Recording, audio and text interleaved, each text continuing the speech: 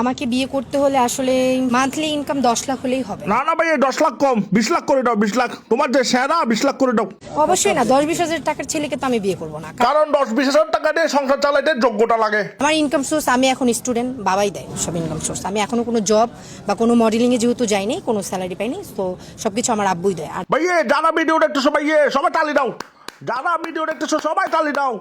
আমি দেখতে সুন্দরী মিথ্যা কথা এবং খুবই ভদ্র, খুবই ইনোসেন্ট এবং শিক্ষাগত যোগ্যতাও আছে, তাহলে কেন হবে না? হবে না, কারণ ভাই এগুলো সব মিথ্যা কথা। তোমার আশেপাশে যারা থাকে তারা তোমার বাপের টাকার জন্য তোমাকে তেল মারে। হ্যাঁ, আমার কাছে অফার আসছে বিয়ের জন্য। সে মান্থলি 10 থেকে 12 লাখ টাকা ইনকাম করে, কিন্তু সে আলার হওয়া ফুনো দিয়ে ফল, বুঝছো, এই জন্য কাজটা করছে।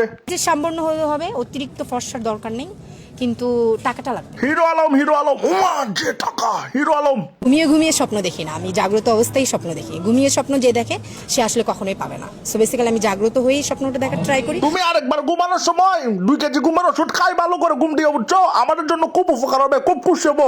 আরেকটা কাজ করো, তুমি একসাথে যাই ফোন রাখুই।